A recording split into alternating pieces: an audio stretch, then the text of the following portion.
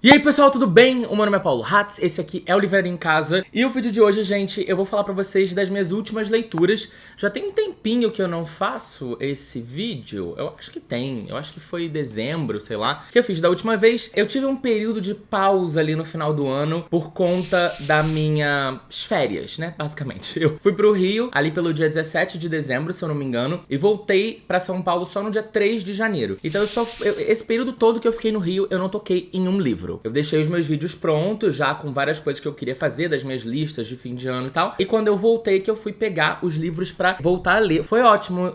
Inclusive eu recomendo a vocês que façam isso de vez em quando, sabe? Às vezes a gente acha que, mais ou menos também, né? Ler, a gente sempre fala que ler é um exercício, igual ir pra academia. Então, quanto mais você vai, mais fácil é, né? Você começa a ganhar uma resistência de uma certa forma. E você vai ganhando disciplina, você vai ficando menos preguiçoso pra leitura. Porém, eu acho que chegam determinados momentos do seu ano, da sua vida, pra sua cabeça, que é importante você dar uma pausa. Agora, é claro, tem que ter cuidado, porque às vezes você vai dar uma pausa de 1 a 2 semanas e você dá uma pausa de 1 ano. Acontece com muita gente. Mas eu, pelo menos, eu não consigo ficar tanto tempo mais afastado assim das leituras, e quando invariavelmente eu pego um livro pra ler, eu desperto aquela vontade de ler outros. Então, assim que eu cheguei, eu comecei a ler de novo e eu fiquei super empolgado e eu fiz algumas boas leituras durante o mês. Não fiz tantas quanto eu queria, eu poderia ter feito mais. Eu acho que durante o mês eu não li tão rápido quanto eu gostaria, eu não li tantos livros quanto eu gostaria sim, mas eu consegui ler 5 livros ao longo de janeiro. E tem mais uma leitura que eu quero falar, minha última leitura do ano passado, que eu quero trazer pra vocês, porque eu tava vendo aqui os meus últimos lidos de 2021 e a maioria eu já fiz algum tipo de vídeo sobre eles, então não vou ficar aqui falando de novo sobre os mesmos livros que eu já falei toda hora. Então eu vou falar, trouxe um livro, foi meu último livro lido no ano passado, que eu li ali no meio de dezembro, e depois eu peguei só as leituras de janeiro, as leituras da Maratona Literária de Inverno pra gente falar, porque eu acho que eu vou ter vários assuntos, várias coisas legais pra gente discutir aqui nesse vídeo. E vocês vão reparar, vocês vão perceber aqui um negócio que pra mim é um grande acontecimento, acho que pra vocês também vai ser. Dos 6 livros que eu vou falar aqui, 4 são nacionais. Tá bom pra vocês? Eu fiquei muito feliz e eu tô muito empolgado com esse tipo de leitura. A galera até fala que eu sou cult. Vocês vão ver que eu não sou nada cult, gente. Dos 6 livros que eu vou falar, 4 são farofas. E eu acho que 2 são um pouco... Um é mais cult, o outro não é tão cult não, mas eu vou explicar por quê. Mas vocês vão entender já já. E eu tô muito feliz de ter conseguido ler tantos livros nacionais e de estar com essa... né, ter dado esse pontapé inicial, que foi, pra quem não assistiu meu vídeo de metas literárias, né, a tag que eu criei, falando das metas literárias pra 2022, eu falei que ler livros nacionais era uma das minhas grandes metas, porque eu sei que em 2021 eu deixei um pouco a desejar, e eu já tô muito feliz que esse ano eu já comecei com o pé direito. Meu primeiro livro foi um livro nacional, então tô super feliz. Inclusive, eu gostei de vários desses livros, e 2 deles, dos nacionais, ganharam 5 estrelas e eu favoritei. Na verdade, dos 6 livros, 3 livros ganharam 5 estrelas e foram favoritados. Tô muito feliz. Eu favoritei esse aqui? Foram 3 livros 5 estrelas e 2 favoritos, só pra eu especificar, deixar bem claro. Vamos começar. Vocês já sabem tudo que vocês precisam fazer, né? Se inscrever no canal, me seguir nas redes sociais, comprar no meu link, aquela coisa toda, comprar blusa do canal, pôster e tal, sabe tudo isso, né? Ser apoiador, enfim. Vamos pro que interessa. Primeiro livro que eu vou falar pra vocês, então, é o livro que eu terminei o meu ano de 2020 lendo, que foi o Se a Casa 8 Falasse, do Vitor Martins. Inclusive, a minha edição autografada pelo Vitor, tem um cartão postal também bem bonitinho, que é da cidade lá de Lagoa Pequena, que é a cidade temática aqui do livro. E esse é um livro, gente, que eu tenho em diversas mídias. Eu tenho esse físico, que eu ganhei da editora, que é da Alt, né? Selo da Globo. E eu também tenho esse livro no Esquilo, porque, como eu falei pra vocês, eu acho que foi em novembro ou dezembro, eu liberei pra vocês um cupom de 5 livros que eu pretendia ler em breve. Esse livro tava na minha lista de ser lido em breve, e eu li, né? Então quem naquela época assistiu aquele vídeo, conseguiu pegar esse livro gratuitamente no Esquilo. Agora ele já não tá mais disponível, mas se você tiver o Esquilo Premium, provavelmente você vai conseguir trocar o livro do mês por Se a Casa 8 Falasse. Se você quiser, leia aí, se você não leu ainda. Demorei um pouco pra ler, eu normalmente leio os livros do Vitor assim que eles lançam. Esse eu enrolei um pouco, porque eu tava com um monte de outras leituras de trabalho pra fazer, e eu tava também num momento de caos na minha vida, que eu já falei pra vocês, né, num vídeo recente que eu fiz aqui no canal. Passei, assim, as minhas questões psicológicas, elas pioraram muito ao longo do final do ano passado, então por isso que hoje eu voltei pra terapia, tô indo na minha psiquiatra, tô tomando meu remedinho, tô me sentindo muito melhor, mais produtivo. Recomendo, acho sempre muito bom. Não tenho esse estigma de que psiquiatra é coisa de gente doida, não é, tá? Todos nós precisamos precisamos de acompanhamento, a gente precisa de ajuda. Por causa do meu tratamento, eu tô me sentindo muito melhor e tô conseguindo fazer mais leituras, né? Enfim, falando de Se a Casa 8 Falasse, é um livro jovem adulto contemporâneo, tá? Pra não falar YA contemporâneo. Mas esse é um livro voltado pra um público mais jovem e ele conta a história de uma casa, 8, da casa 8, daquele lugar, daquela rua e daquela cidade pequena. A história se passa em 3 momentos diferentes da existência dessa casa. Em 2000, no ano 2000, no ano 2010 e no ano 2020. E em cada um desses 3 anos,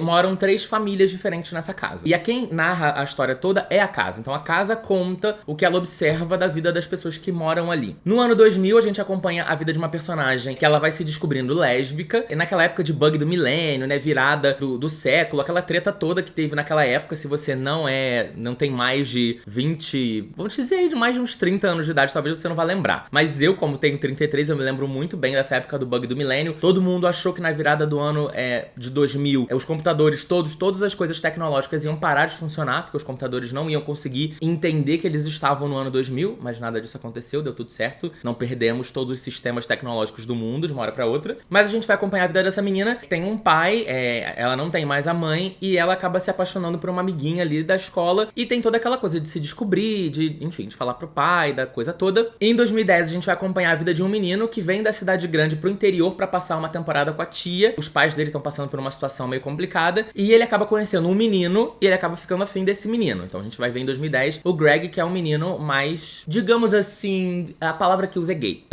Nesse caso, o Greg é gay. Eu acho que o Greg não é bi, não. Tem viado na família, né? 2, caralho! E em 2020 a gente vai ver a pandemia acontecendo, e aí a gente tem um personagem que o sonho da vida dele é se mudar pra capital, né, pra ele fazer faculdade, sair da casa dos pais, ter uma vida independente, mas por conta da pandemia tudo é pausado e ele tem que ficar em casa, trancado, com a família, com a irmã maravilhosa, mas que ela é muito certinha demais, e ele é um pouco erradinho. Então você vai ver 3 situações diferentes, 3 grupos de personagens diferentes, e eu adoro a sinopse desse livro, eu acho muito legal. Obviamente existem outras histórias similares aí, né? A galera sempre fala, parece tal livro, parece tal filme. Sim, existem histórias similares, parecidas com essas, mas eu achei muito legal ver nesse contexto que o livro mostra. A escrita do Vitor é super divertida, o Vitor é uma pessoa muito engraçada, o Vitor tem várias referências engraçadas, o Vitor, ele tem realmente, a escolha de palavras e de situações que ele faz são sempre muito divertidas. A gente tem um senso de humor muito parecido, então eu sempre leio e sempre funciona muito pra mim. Eu acho que a única diferença do Vitor pra mim é que o Vitor, ele é mais fofinho, sabe? Tipo, ele gosta de coisas fofas, coisas coloridas, sereias, unicórnios, etc, etc, bichinhos e tal. Até o próprio traço dele de desenho é essa coisa mais fofa, que tem esse lado quase infantil, e eu não sou tanto assim, né? Eu sou um pouco mais escrachada, mais baixo nível.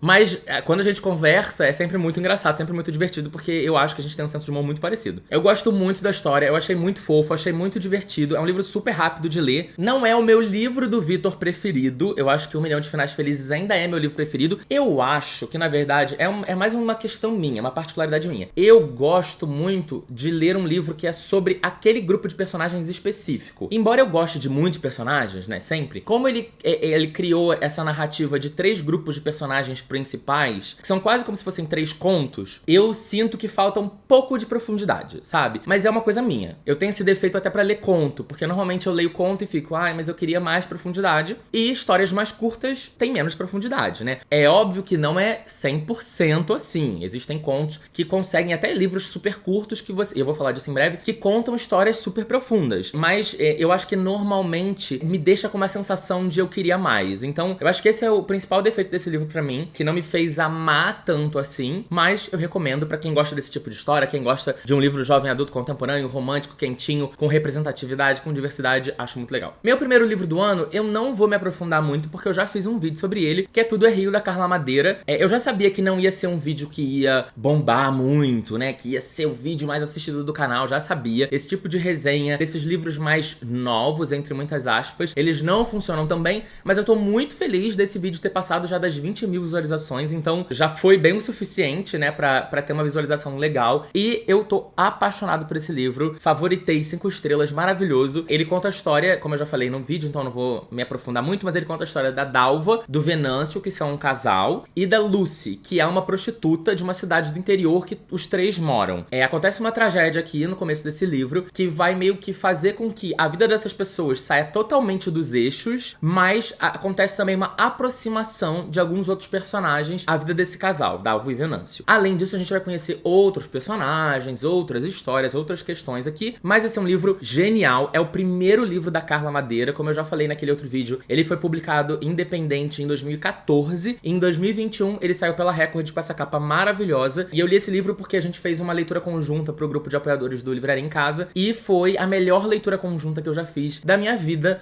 um dos livros que eu mais gostei de ter lido na minha vida. Eu acho que ele tem uma representação de Brasil muito bem feita, e ao mesmo tempo ele é um livro curto, mas muito profundo. Vou falar de outro também que se encaixa nisso, mas esse é um livro de 200 páginas que eu li em um dia, e eu fiquei completamente emocionado, impressionado, envolvido. Acontece muita coisa, os personagens são super dinâmicos, você consegue realmente visualizar, imaginar o próprio lugar onde o livro se passa. A Carla descreve de uma maneira incrível. Se coloca no lugar dela 5 segundos, você vai entender a verdadeira história da vida dela. Sério, gente, esse é um dos melhores livros que eu já li na minha vida, já entrou pra minha lista de favoritos da vida. Eu tô apaixonado, eu tô curioso pra saber se algum livro, durante esse ano, vai tomar o lugar desse livro aqui na minha lista de favoritos do ano. Eu acho que janeiro é sempre um mês que traz alguma coisa positiva, né? Foi em janeiro que eu li Gente Ansiosa no ano passado, e ele continuou como meu livro favorito até o fim do ano. Vamos ver se algum livro vai surgir ao longo de 2022, que vá substituir Tudo é Rio, porque esse livro me marcou muito. O vídeo que eu fiz, ele não tem spoiler por grande parte do vídeo, e no final eu faço um resumo rápido do livro e conto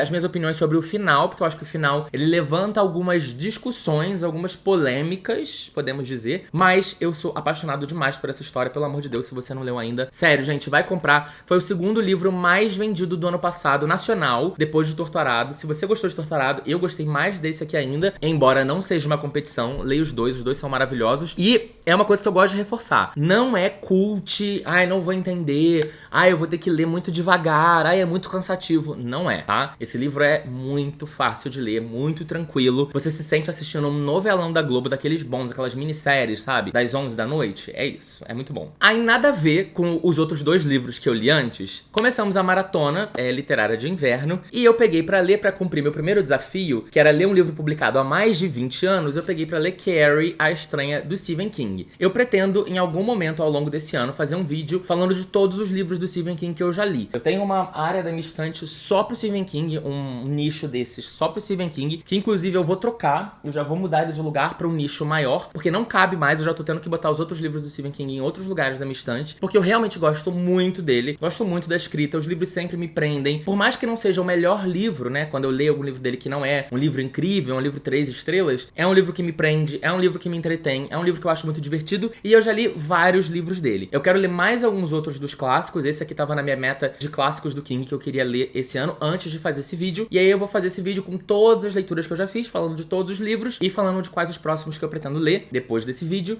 E Carrie entrou na minha lista, é um livro super curto também, tem menos de 200 páginas, e ele foi publicado em 74, então, ou seja, a gente já tem aí uma publicação de muito mais do que 20 anos, e eu peguei esse livro pra ler, é um clássico do terror, eu já tinha visto o filme quando eu era adolescente, não lembrava mais de nada, e é muito legal. Ele conta a história da Carrie, que é uma menina que mora nessa cidade, que normalmente sempre os livros do King se passam no Maine, né, nos Estados Unidos, é uma cidade ali do Maine, e essa menina, Carrie, ela foi criada por uma mãe extremamente religiosa, fanática religiosa total, e a mãe da Carrie criou a Carrie meio que sozinha, né, o pai da Carrie saiu de casa ou ele morreu, não me lembro mais o que foi, quando ela era muito jovem, e a Carrie sempre teve coisas que foram acontecendo ao longo da vida dela, muito estranhas, muito suspeitas, e ninguém entendia muito bem. E a mãe dela, como é muito religiosa, a mãe dela tem uma coisa de, essa menina é endemoniada, né, então rola uma coisa de amor e ódio, até que a mãe dela sente por ela. A Carrie vai crescendo, ela vai pra escola e tal, e ela vai sempre sofrendo bullying, porque ela não sabe se relacionar com as outras pessoas, ela não consegue ter uma vida social normal, a mãe dela não deixa ela fazer as paradas, ela não se veste da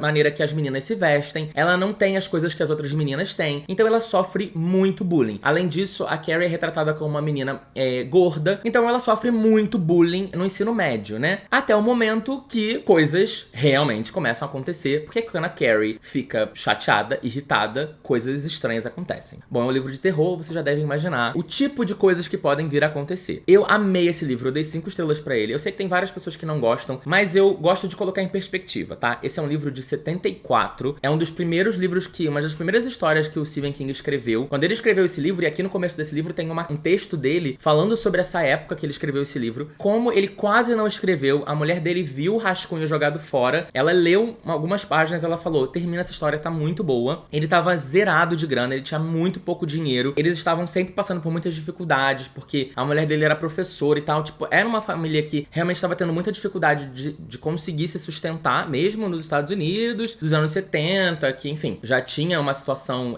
de desenvolvimento grande, né, pós-guerra e tal, e mesmo assim o King tinha muita dificuldade de se sustentar, e foi por causa de Carrie e de mais algumas histórias, mas Carrie foi abrindo essa porta pra ele, ele conseguiu crescer e se tornar o autor que ele é hoje. Eu acho incrível, primeiro, colocando em perspectiva, é um livro de 74, então ele não vai trazer aqui pra você uma coisa super inovadora, porque ele é um livro de 74. Então, muitas outras histórias de terror que a gente viu o resto da nossa vida foram histórias que se basearam ou que se inspiraram em elementos que o King criou, não só em Carrie, como em outros livros. Então, isso a gente precisa lembrar, porque senão o pessoal fala, eu achei qualquer coisa. É um livro de 74. E além disso, ele é um livro mais curto, então eu acho muito divertido, porque é uma história rápida de ler, você consegue ler muito rápido, eu acho que eu li em 2 dias também, mas é muito gostoso e eu acho que tem uma complexidade, uma profundidade legal e que toca em temas que eu gosto muito, que é bullying e fanatismo religioso. Eu acho que, primeiro que essa combinação, então, meu filho, é uma combinação extremamente explosiva e, obviamente, a gente tá falando de uma personagem que tem poderes estranhos. Então, eu adorei esse livro, eu fiquei muito envolvido, eu amei a Carrie, sabe? Tipo, eu me relacionei muito com ela, obviamente não que eu seja parecido, mas eu sofri muito bullying na minha adolescência. Eu acho que se eu tivesse os poderes que a Carrie tinha na época do meu ensino médio, querido, eu acho que muitas coisas teriam acontecido. Ainda bem que eu não tinha. Porque realmente, gente, eu não era gordo, mas eu era bem magro, bem magrelo mesmo. Eu pesava, tipo, 50 e poucos quilos com 1,80 m de altura. Eu era bem vareta. Obviamente, não acho que crianças magrelas passem o mesmo tipo de opressão que crianças gordas. E eu nem era zoado porque eu era magro. Eu era zoado porque eu era orelhudo, porque eu era muito magro, então a minha orelha era muito grande. E eu era zoado porque eu tinha todos os trejeitos de um menino gay. Então eu era muito zoado. Eu andava com as pessoas que também sofriam bullying, que eram as únicas pessoas que queriam ser minhas amigas, que eram meninas gordas, na maioria das vezes. Minhas melhores amigas eram meninas gordas. E então, tipo, e são amigas até hoje, obviamente. Então, assim, a gente passou por muito bullying pesado naquela época. Muito, muito, muito, muito. Então, esse é o tipo de história que não me engatilha, na verdade. Eu acho divertido, principalmente pelas coisas que acontecem nesse livro. Então, eu achei bem divertido. Mas eu,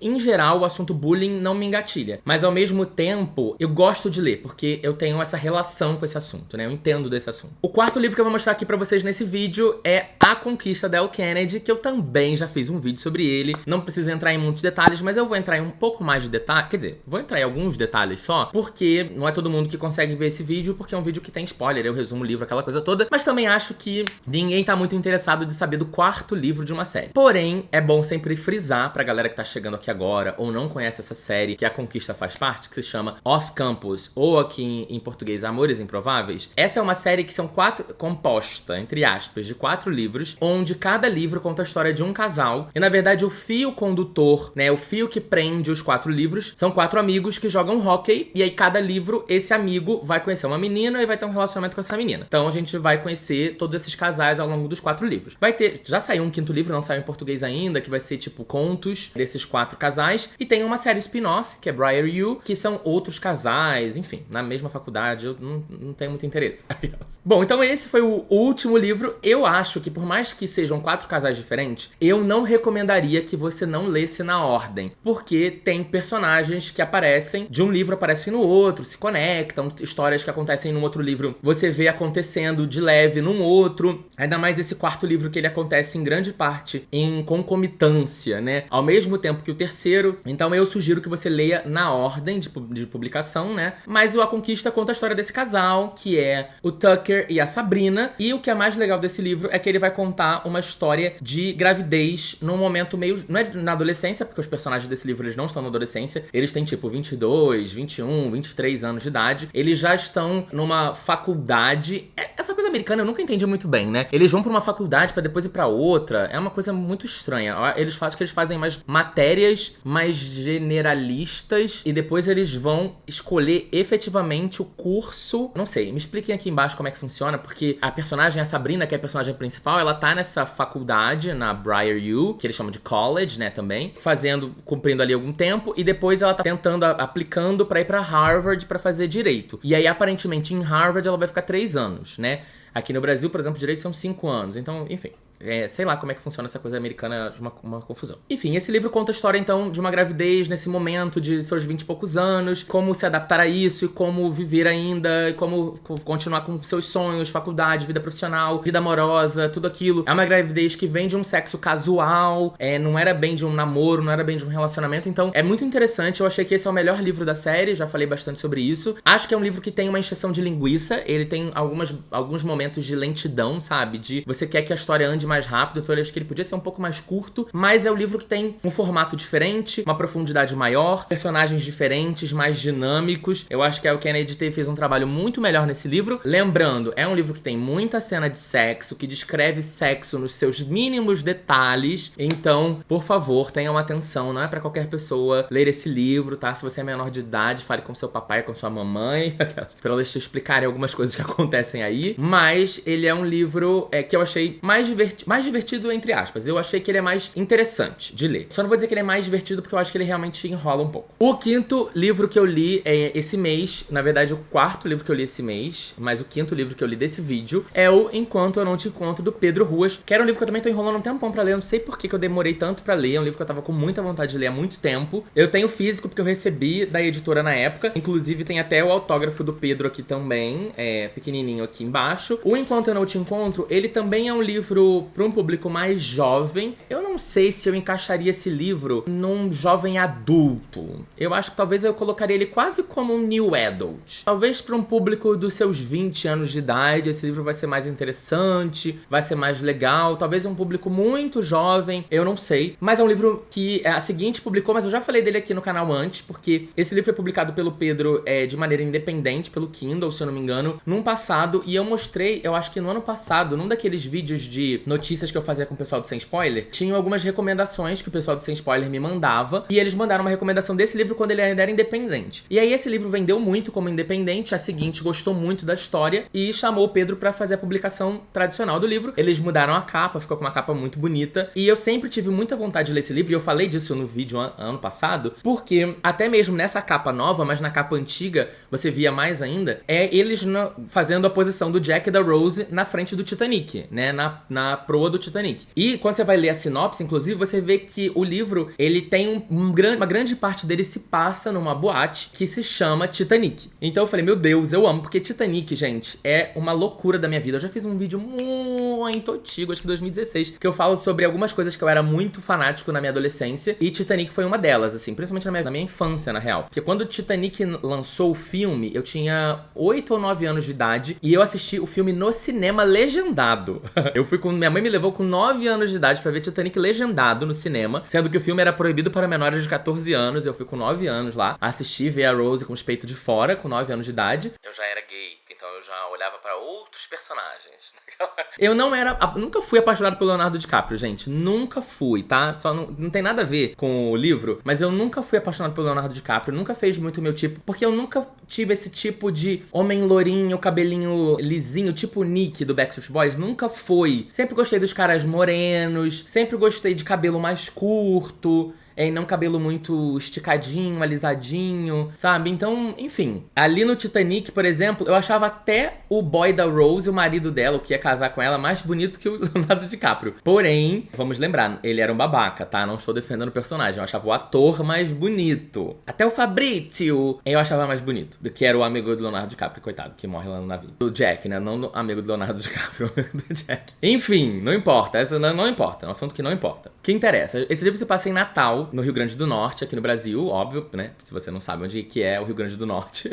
Lá em Natal, tem uma boate chamada Titanic. E aí, nosso personagem principal, Lucas, ele na verdade nasceu no interior do Rio Grande do Norte. E ele se mudou pra Natal pra fazer faculdade e tal, pra ter uma vida mais, né? Mais legal, principalmente quando você é gay. No interior é mais difícil, quando você mora na capital é um pouco melhor. E aí, ele mora lá na capital com um amigo dele, divide apartamento com o Eric, que é um amigo dele. Eles vão pra essa boate Titanic, ele tá lá super bêbado, todo mundo tá bêbado. E aí, em um determinado momento, ele esbarra num cara, um cara muito gato. O cara molha todo ele vai pro banheiro pra tentar se limpar e tal. Quando ele sai do banheiro, ele vê o cara de novo, leva um susto, cai no chão. O cara ajuda ele e eles começam a conversar. Esse cara é o Pierre, que é um menino que ele tem pai brasileiro e mãe francesa, se eu não me engano. Mas ele já perdeu, acho que a mãe. E aí ele vive entre França e Brasil, então ele fala português, bem, mas ele tá sempre lá. Mora um pouco na França, vem um pouco pro Brasil, essa coisa toda. E aí eles passam a noite conversando. Obviamente é um livro de romance, então rola um romance aqui entre eles. Só que depois rola um desencontro, que eu não vou entrar em detalhes, mas rola um desencontro entre eles depois que acaba esse momento que eles se conhecem pela primeira vez. Vou só falar sobre isso, tá? Não vou me estender muito na sinopse do livro, porque senão eu vou dar spoiler. Mas é isso que vocês precisam saber pra entender o livro. Esse é um livro, gente, que eu achei muito interessante. O começo do livro, eu tava tendo um pouco mais de dificuldade, porque o Pedro, ele é claramente uma pessoa que tem muita referência de cultura pop. Assim como a maioria de nós gays, a gente gosta muito de cultura pop, de música pop, de cinema, de série, de arte, de um monte de coisa. E ele leva todas essas referências pro livro. Eu já falei no passado, eu não posso ser hipócrita aqui, porque vocês me conhecem, muita gente que me conhece sabe, muita gente que me conhece há mais tempo, que já viu meus vídeos, sabe o quanto eu já reclamei de alguns outros autores que escrevem livros para público jovem. Por exemplo, o próprio Adam Silveira, quando ele escreveu E Se Fosse a Gente, com a Becky Albertalli, me incomodou um pouco. E alguns outros autores também, de trazerem muitas referências. Vitor também faz isso, bem menos que o Pedro, mas o Vitor também faz isso. Muitos autores nacionais pro público jovem, né, que escrevem literatura jovem aqui no Brasil, obviamente autores nacionais que escrevem literatura jovem no Brasil, eles têm essa questão de trazer muita referência. Mas isso acontece também na literatura jovem internacional. Como eu já falei de Adam Silveira, Andy Thomas, essa galera também usa muito referência. E me incomoda um pouco, porque primeiro que eu acho que data o livro, porque ele fica muito específico daquele momento que o livro foi publicado, né? Então são coisas que são relevantes. Se você for ler esse livro daqui 10, 20 anos, ele vai parecer... Você vai assim, nossa, mas isso é tão velho, né? Então você vai ter que ter toda essa contextualização histórica, que é interessante também, né? É legal você também ter essa fotografia do tempo, pra que daqui 20 anos as pessoas entendam quais que eram as cantoras pop do momento, quais que eram os filmes, as séries que a gente assistia, né, nos anos 2000 e pouco. Mas eu acho que dá uma datada no livro. Eu acho que, às vezes, me soa um pouco, me parece um pouco apelativo pra agradar a fanbase daquelas referências, né? Fica um pouco parecendo a coisa do fanservice que a gente fala, né? Quando você joga muitas coisas pra agradar aquele público e trazer essas pessoas pra elas se identificarem mais com a história, se identificarem mais com os personagens. Eu acho que tem uma quantidade que mais aceitável pra mim, pra minha opinião como leitor, mas eu acho que o Pedro, ele dá uma exagerada aqui. É realmente o livro que eu li que tem a maior quantidade de referências que eu já vi na minha vida. É muita referência mesmo, em todas as páginas do livro tem uma referência de cantor, de música e tal, principalmente de música e de cantora, mas depois de um tempo você se acostuma e flui. Uma coisa que eu achei muito divertida aqui nesse livro é que ele tem o linguajar de um jovem adulto gay falando. Tem muitas gírias, muitos memes, muitas coisas inerentes que a gente fala o tempo inteiro, que eu acho muito legal, né? Chama um ao outro de senhora, de bicha. Eu acho isso muito engraçado porque é assim que eu me comunico com os meus amigos, sabe? É assim que a gente se fala, então foi muito divertido ver isso aqui, porque eu nunca tinha lido um livro LGBT que tivesse tanto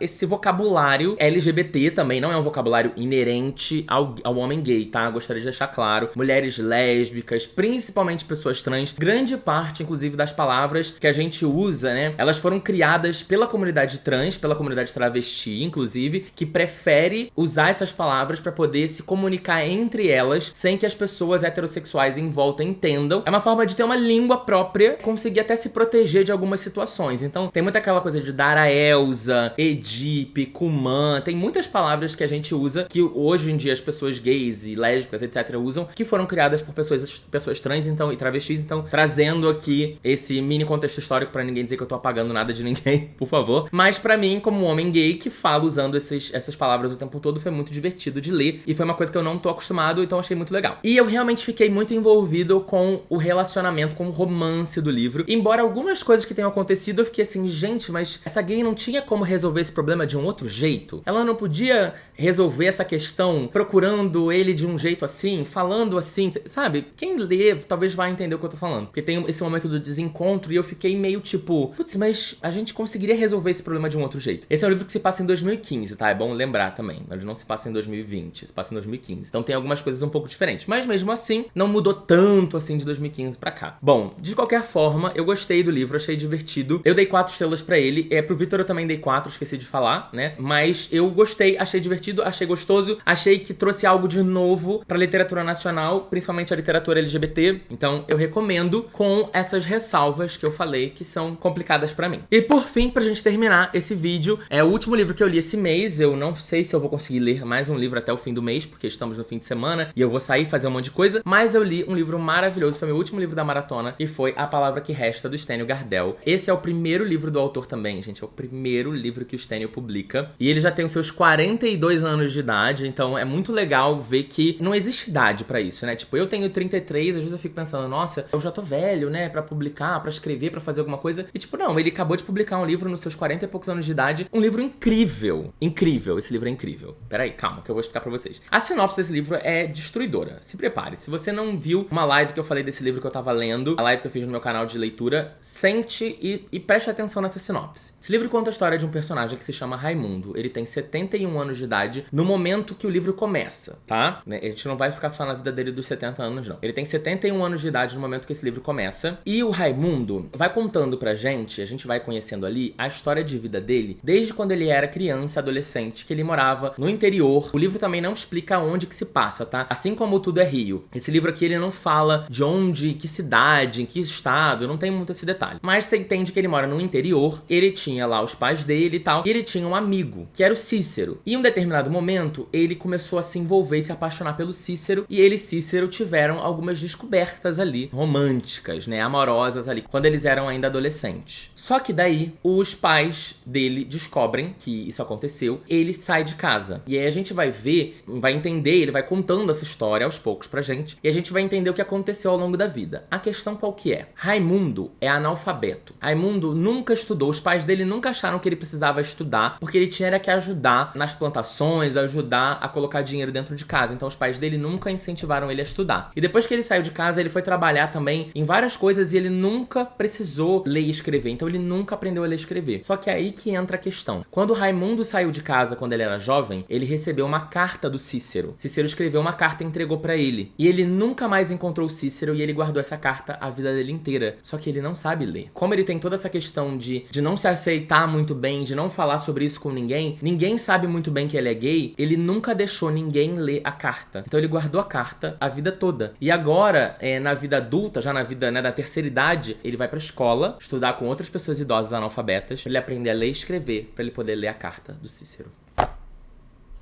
Gente, eu recebi a dica desse livro aqui de uma menina que tá no grupo do Catarse do Vitor, Geek Freak. Eu tô também nesse grupo. E aí ela me indicou esse livro. Ela falou, Paulo, se você gostou do Tudo é Rio, do Torturado, e você tá procurando romances contemporâneos nacionais, eu te recomendo A Palavra que Resta. Aí eu falei, obrigado pela recomendação. Entrei no site da Amazon e o e-book tava custando R$13. Aí eu falei, ótimo, baratíssimo. Comprei o e-book do livro. E eu fui perceber que é um livro super fino. Esse livro tem 150 páginas. Aí como eu tava na maratona, e a maratona faltava tipo um dia pra acabar, 2, eu falei, cara, eu quero ler um último livro rápido pra cumprir mais um desafio, que era um livro que eu não sei muito sobre, a respeito, e é um livro curto, nacional, vou pegar pra ler. E eu sabia muito pouco sobre o livro, realmente muito pouco sobre o livro. Quando eu li esse livro, garota, esse é um livro incrível, gente. Esse é um livro incrível, 5 estrelas, favoritado. É um livro mais difícil de ler do que Tudo é Rio, tá? Isso é importante deixar claro pra vocês. O formato da escrita, o jeito da escrita é diferente. É um pouco mais... Não é que seja rebuscado. O formato, a construção do texto, ela é um pouco mais difícil, sabe? Ela não tem muita pontuação. Talvez seja um pouco parecido como Sally Rooney escrevendo, né? De pessoas normais, Belo Mundo Onde Você Está, Conversa Entre Amigos. Tem um pouco, um quê parecido ali, mas é uma coisa de tipo assim, o personagem ele tem vários devaneios e ele fala coisas e tal, e é tudo meio que jogado no texto, você tem que entender. Mas eu consegui ler esse livro muito rápido. Só na live que eu participei, eu li metade do livro na live. Então assim, não é um livro lento de ler. Depois de um tempo você vai se acostumando, vai pegando o ritmo, vai entendendo o formato do autor, mas eu acho que não é qualquer pessoa que vai gostar. E também acho que se você é um pouco mais iniciante no mundo da leitura, talvez vai ser um pouco mais difícil pra você. Mas eu achei esse livro genial. Eu fiquei preso, extremamente preso, maravilhoso. Eu acho que o final desse livro também não vai agradar todo mundo, tá? Eu acho que vai desagradar algumas pessoas e tá tudo certo, vida que segue. É assim, eu fiquei tão impressionado, tão apaixonado por essa história, por esses personagens, pela forma que ele conta a história. Eu achei tudo tão incrível que eu falei assim, eu não me importo com nada. Eu já tava assim, 5 estrelas favoritado, nem terminei o livro. É 5 estrelas favoritado, eu não quero saber do final, eu não quero saber o que vai acontecer, eu não quero saber de nada. Pra mim é incrível. Achei maravilhoso, adorei fazer essa leitura. Recomendo demais. Se você quer conhecer mais romance contemporâneo nacional, recomendo muito. Eu tô muito nessa pegada, eu quero muito descobrir esses autores e essas histórias nacionais contemporâneas, porque eu tô apaixonado. Você vê que assim, né, os 3 últimos livros nessa coisa de romance mais adulto contemporâneo que eu li, eu amei os 3. Dei 5 estrelas e favoritei. E estava perdendo todo esse tempo sem ler. Eu tô até arrepiado. Então, eu tô muito apaixonado por esse tipo de livro. Me dê mais algumas dicas, mais algumas recomendações. Eu já tenho algumas coisas pra ler aqui. O meu próximo livro nesse estilo vai ser O Avesso da Pele, que eu já tô devendo há um tempo. Eu já era pra ter lido no ano passado. Eu tenho esse book há bastante tempo, desde que lançou. Não li ainda, então eu vou ler O Avesso da Pele em breve. Na verdade, eu vou ler também o Véspera, da Carla Madeira. Talvez eu leia o Véspera antes do Avesso da Pele, mas depois eu vou ler o Avesso da Pele. Vai ter muito livro nacional, mas vai ter muita farofa, tá? Eu vou ler Rainha Vermelha. Eu falei pra vocês de livro YA contemporâneo. Vai ter de tudo. Eu falei pra vocês de livro hot aqui. Vai continuar tendo todos esses livros hots, livros clássicos contemporâneos famosos. Essas coisas todas vão acontecer aqui no canal, tá? Eu sou muito eclético e eu quero continuar sendo assim, porque eu não gosto que o meu canal seja pra um público específico, entendeu? Eu quero que o meu canal seja pro público mais amplo possível, entendeu? Eu sei que talvez não seja a forma mais inteligente de fazer o marketing, mas eu sou essa pessoa, entendeu? Eu vou ler Carrie e daqui a pouco eu vou ler Tudo é Rio. E daqui a pouco eu vou ler Rainha Vermelha. E aí eu vou ler Machado de Assis. E aí eu vou ler 50 Tons de Cinza. E é isso, esse sou eu, tá? É uma farofa completa. É uma farofa com bacon, com ovo, com couve, com banana, com tudo, tá? Espero que vocês tenham gostado desse vídeo. Falei demais, olha só, falei de 6 livros e já tô... e falei rápido, hein? E ainda falei pra cacete. Espero que vocês tenham gostado, gostem dos livros, comprem os livros. Várias dicas boas aqui. Comprem usando meu link, por favor. Entre lá no Telegram que a gente tá divulgando muita promoção boa. Um beijo, até o próximo vídeo e tchau, tchau.